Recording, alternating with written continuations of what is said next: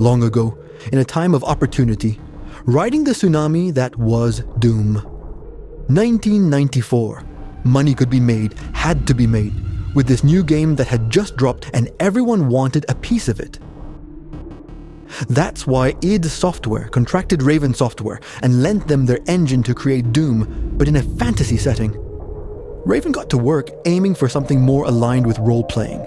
But then a voice of wisdom stepped in, and everything was scrapped in favor of, do it like Doom but with a fantasy porn. Okay, maybe not quite like that, but you get the idea. Lord Carmack had spoken, and that's how Heretic was born.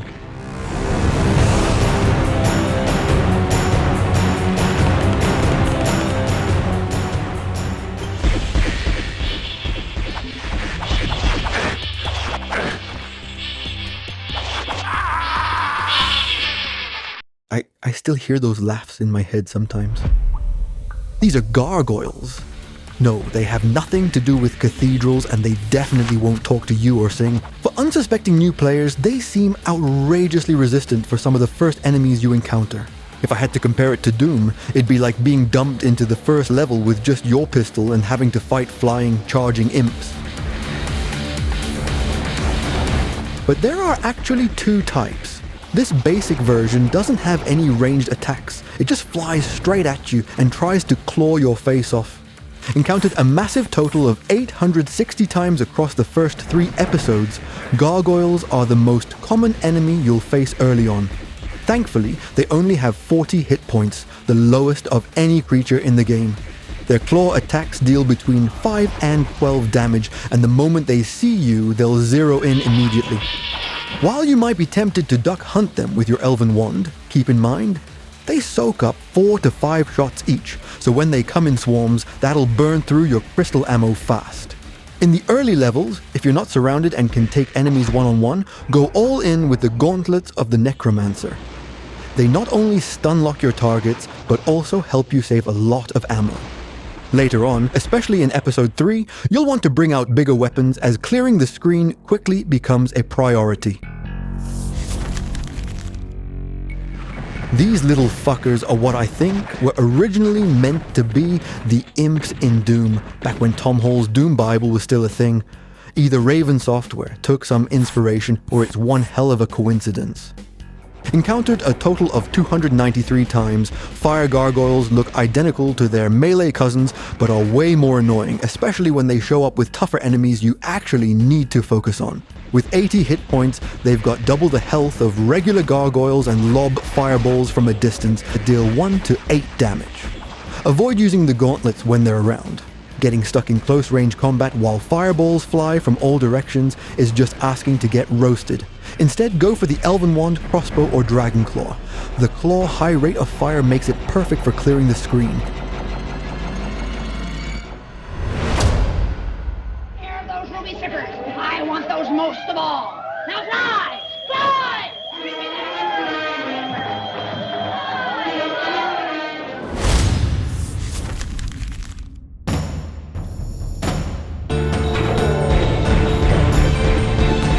We started with light and fast. Now we're facing tough and grounded. Encountered 350 times, they're the second most common enemy in the game. I originally thought they were made of rock, and that's what they're said to be. But I don't know, they seem more like sand mummies or something. Well, in all cases, these things only deal melee damage, ranging from 2 to a solid 16, and have 80 hit points. On their own, they're not too threatening, but they often appear in large groups. And in tight spaces, that becomes dangerous fast. They also have a chance to drop wand crystals, which makes taking them out a bit more rewarding. But the most interesting thing about them happens when they die. A spirit bursts out of their chest, like the body was just a shell and the real creature was riding inside. A ghost? A controlling force? Whatever it is. It doesn't do shit, so don't think too much about it. Ghost or not, they go down quick under the gauntlets of the Necromancer. Just be careful. Like before, the gauntlets hit one at a time, so always try to deal with them one-on-one. Otherwise, the others will tear into you while you're busy frying one.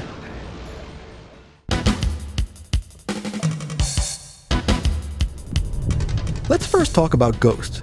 Yeah, I know. They're scary, they say boo a lot, and for some reason they think it's hilarious to hide under sheets and scare the crap out of people. But in Heretic, it's a bit different. A ghost enemy on its own isn't that big of a deal. They share the same stats as their regular versions and are just a bit harder to spot. Slightly transparent, especially in darker areas. They're also far less common, so for the Ghost Golem, they are encountered a total of 38 times, so you won't run into them very often. The real difference is that ghost enemies are immune to physical weapons. That means your staff won't work, not that you'll be using it much once you get the gauntlets of the Necromancer. More importantly, the fire mace also won't damage them, which can catch you off guard if you rely on it in certain levels.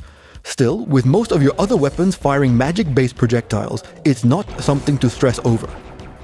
And I mentioned this looks like another inspiration from the Doom Bible, because these are similar in description to the demon troops, with the next entry being the one described as later casting magic. Man, it took me way longer than it should have to get footage of these assholes. They look exactly like normal golems, so the only way to tell them apart is either already knowing or waiting for them to finally attack. Absolute piece of shit.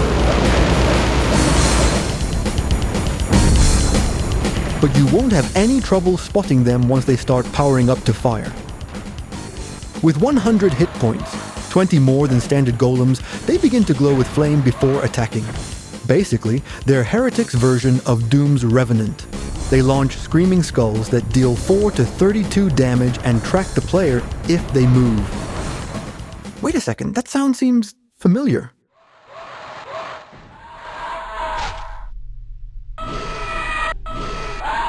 Okay, not entirely, but kinda similar. The good news?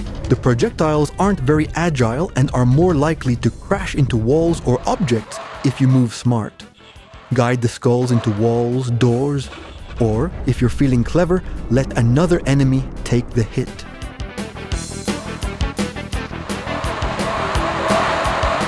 The Ghost variant is encountered only 49 times and doesn't differ much from the original.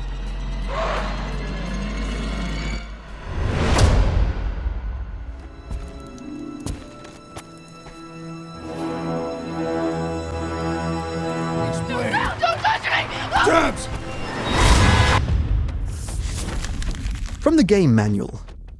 As part of the Order's insidious plot to control your world, they've recruited the dead, gave them armor and armed them with deadly magic axes. Now they guard the evil cities and toss their infinite supply of axes at any elf who passes by. Encountered 189 times, they throw green energy axes that deal 2 to 16 damage, but after every 2, they hurl a red, blood-trailing one, and that's the one to watch out for. Those hit hard, dealing anywhere from 7 to 56 damage. The good news is both the warrior and the axes are slow and easy to dodge, in theory.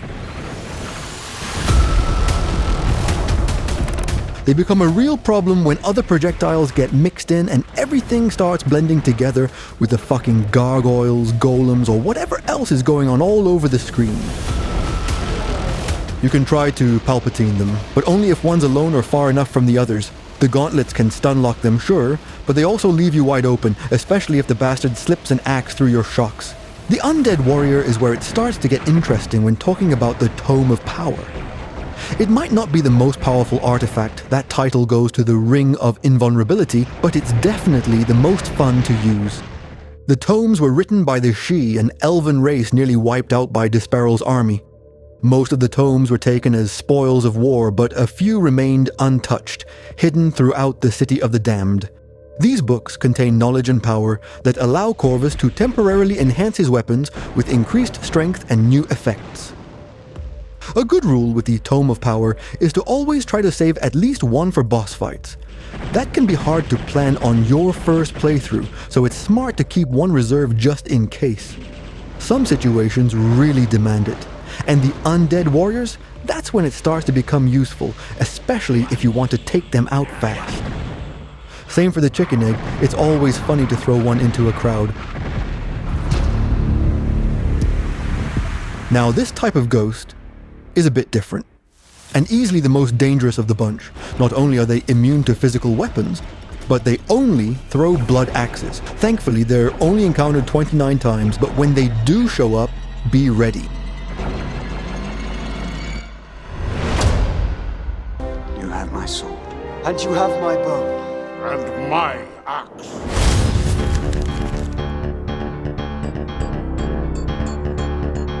These guys have a pretty interesting backstory.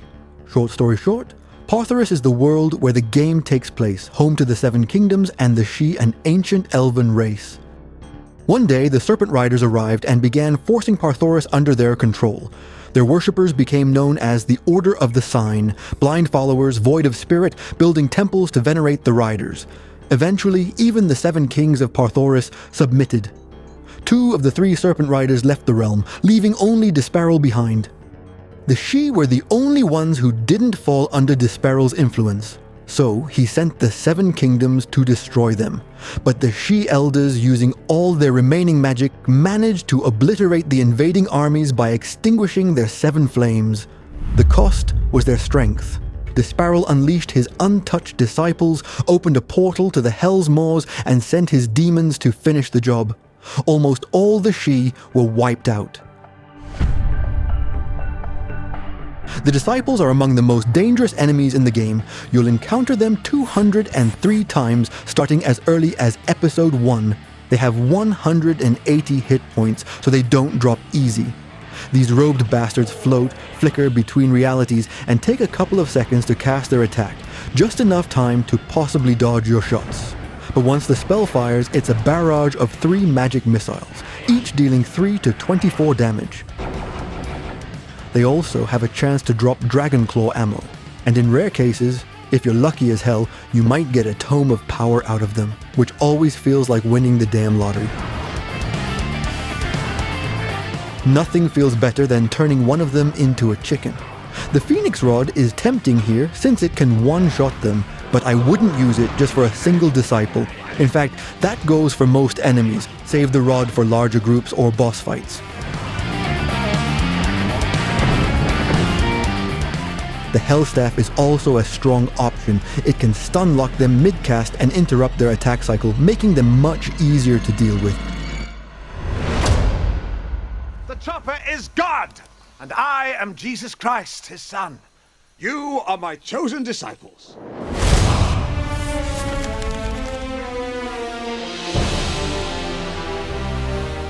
Weredragons are lycanthropes, a term most often linked to werewolves, but it can apply to any humanoid that can take the shape of a beast. There are many types, such as werebears, weretigers, and wererats. But one of the rarest and most powerful forms is the weredragon. Proud and arrogant, they see themselves as superior to all other beings. The one in Heretic definitely has a dragon-like appearance, but you never see it transform into a humanoid. Maybe there was more planned for them, but due to time constraints, they remained as these fixed creatures. After all, the game manual mentions that the Weredragon was supposed to have a ghost form, but it never appears in the final game. Weredragons infest the darkest layers of the Order. That's one danger you don't really face when playing on a more recent source port. In the original, their bodies blend into the environment, making it hard to spot them. You barely have time to react once they start opening their mouths to fire a projectile. Encountered 187 times, they've got 220 hit points and fire projectiles that deal 4 to 32 damage. Their fireballs aren't exactly fast, but they're not slow either. Paired with their durability and the amount of damage they dish out, they can be a real pain to track, especially during chaotic fights. Too often, they'll be positioned in places you can't reach directly, forcing you to trade shots from a distance. And just when you think you've got space to breathe, one of them pops up right in your face. When they're up close, the Hellstaff is great. Stun locking them makes things much more manageable. From a distance, the ethereal crossbow can take care of them fairly quickly, as long as you stay focused and don't let their shots hit you.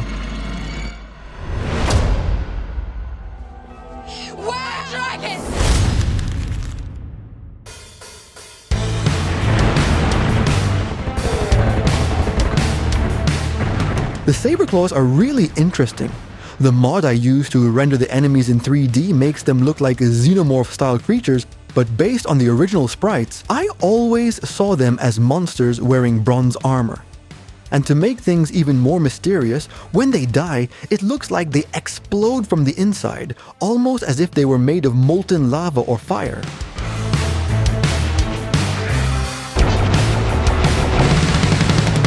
Don't get fucking surrounded by these bastards. Their attacks don't hit hard, only 3 to 9 damage, but they're fast, hit in rapid bursts, and usually come in packs. They're encountered 328 times total, just 22 less than the golems, and they only start showing up from episode 2 onward. With 150 hit points, they won't go down easy. How dangerous they are really depends on the situation and what else is nearby.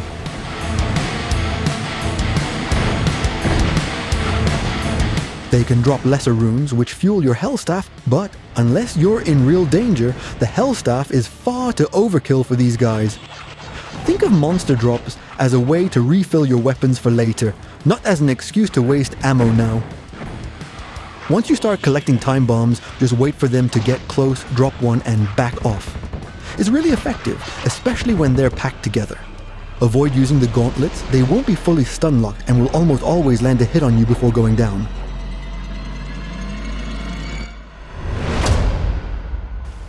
Long live the king.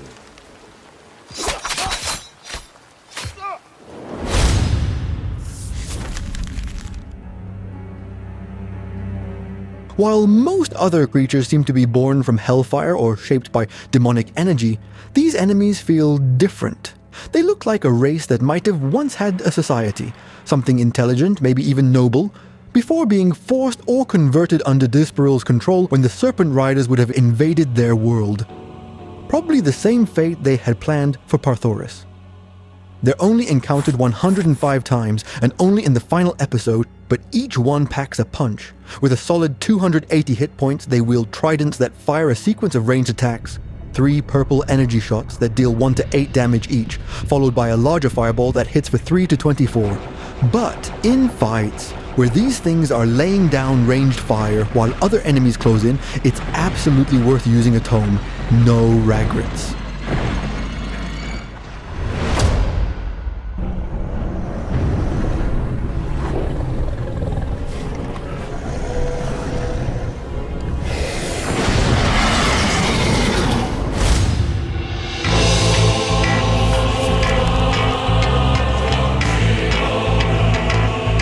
Okay, can I take a second to say how fucking awesome the music is? The original soundtrack was composed by Kevin Schilder, but this new version, recreated by John S. Weekly, sounds insanely good.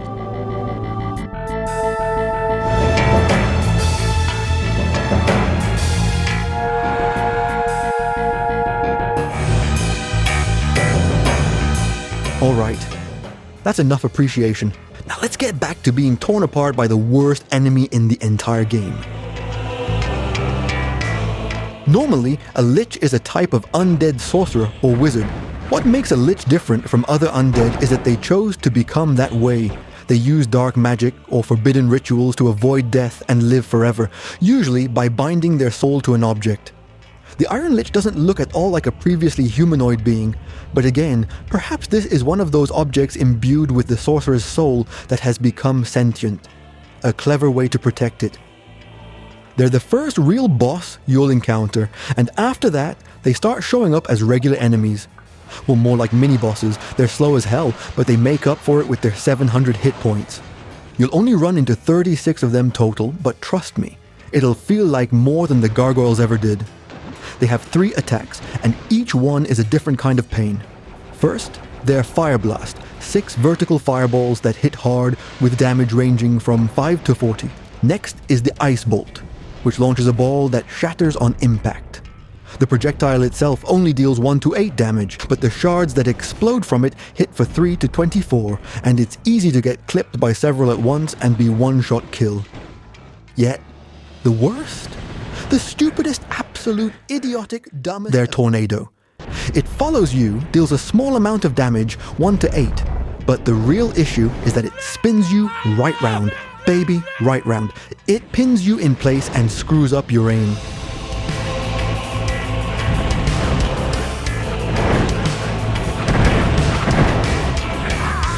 But looks worse than it really is. I have a 3-piece combo I like to use for the first boss fight. First, the Wings of Wrath, perfect for flying over the lava without getting cooked. Second, the Shadow Sphere, which makes you immune to the tornado's tracking. Thank fucking God. And finally, nothing beats shooting a slow-moving target with the Phoenix Rod. It's just perfection. Or, just pop a ring of invulnerability and make everything I just said completely useless.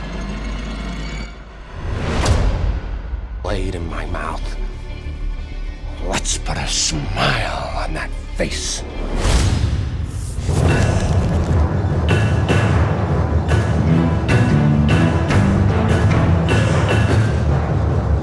You've most likely heard of the mighty Minotaur, maybe from the famous tale of the beast imprisoned in a labyrinth, where men and women from Athens were sent as sacrifices, paying for the death of Minos' son Androgeos, who was murdered in Athens. Or maybe you remember him from Dante's Inferno, where he appears before Dante enters the 7th circle of hell. Violence. Either way, you'll have no trouble recognizing the beast in Heretic. But thankfully, you won't face him in a maze. Unfortunately, there will be 3 of them. Now here, those motherfuckers are exactly what the Tome of Power was made for. Pretty much all bosses fall into that category, but these guys, they define it. They're only encountered 6 times, 3 as the final boss of Episode 2 and 3 more during Episode 3. But each appearance leaves a mark. With a ridiculous 3,000 hit points they take forever to bring down. Don't do what I did the first time. Don't start blindly spraying fire at all 3 like a maniac. You need to focus on one at a time. The good news is, because the arena is fairly large, with a bit of trial and error, you can usually manage to isolate one of them, deal with it alone, then go back for the others. That'll save your ass, especially since they've got 3 dangerous attacks. First is the Fire Trail, a straight line of flame that shoots toward you, dealing 4 to 32 damage. Next is the Fireball Spread, launching 5 projectiles in an arc, each dealing 3 to 24. But the worst? The Charge Attack. If you're too close, they'll rush you, and if that connects, it hits for 7 to 56 damage, but they can follow it up with a melee slam from the hammer for another 4 to 32. Like other bosses, the Morph Ovum won't work, so don't waste it. If you've got a Ring of Invulnerability, now's the time to pop it. Just know 30 seconds isn't enough to kill all 3. But there are a few tricks you can use. First, the Chaos Device. Normally, I use it as a last resort escape button to teleport back to the start of the level. Since the level layout is simple, you can actually bait the Maulotaurs back to the starting area. Once 1 or more of them are standing there, activate the Chaos Device and you'll teleport right on top of them, telefragging whoever's in the spot. I tried taking out more than 1 that way, but I've never managed it. Killing 1 is already tough. I think 2 might be possible, but 3 seems really unlikely. Still, wiping out 3,000 hit points instantly is a huge help. The Wings of Wrath is your friend. When you're flying, they can only hit you with the Fireball Spread, and those are easy to dodge with some horizontal movement. This is the time to burn through your Tomes of Power and empty out the big weapons.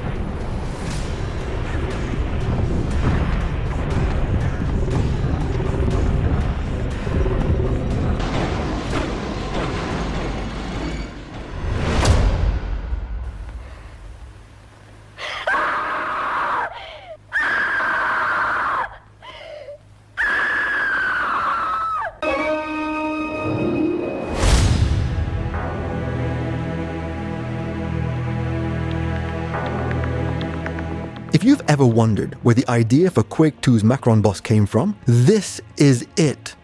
Encountered at the end of Episode 3, this Serpent Beast is the personal mount of Disparal and serves as the first phase of the final encounter. It has a massive 2,000 hit points and comes with 3 attacks.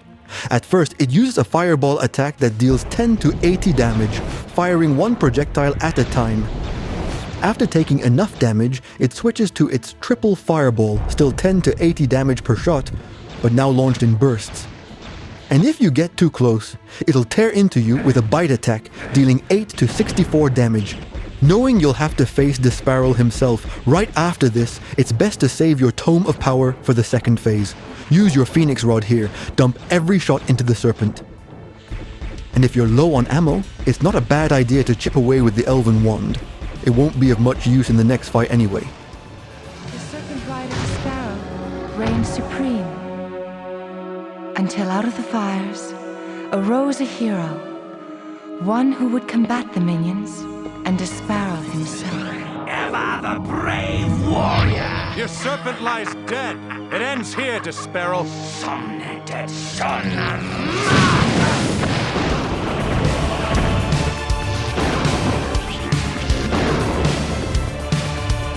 3,500 hit points, the most in the entire game. He has one main attack, but two other abilities that will make your life hell. First, he fires a lightning bolt that deals a brutal 81 to 119 damage. It's fast, not hit scan, but quick enough that if you're too close, it'll shred you. From a distance, it's easier to dodge, but it will get tricky as soon as he uses his first ability, the Disciples. Disparol teleports in 2 at a time, gradually flooding the arena with projectiles from every direction. The longer the fight drags on, the worse it gets. Unless you deal with them quickly, the screen becomes a mess of incoming fire. This is where your remaining Morph Ovum eggs come in handy. Try to catch 4 or more at once, turn them into chickens, and clear the field before shifting focus back to Disparol. Eventually, he'll stop summoning them altogether and start relying more heavily on his third ability. The third ability isn't directly dangerous, but it's frustrating. The more damage he takes, the more often he teleports between 6 pads around the arena. It breaks your rhythm, wastes your shots, and drags out the fight.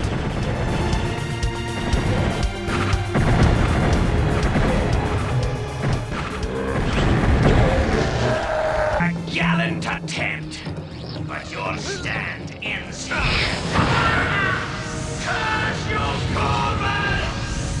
I curse you with all the despair of the lost god! At long last,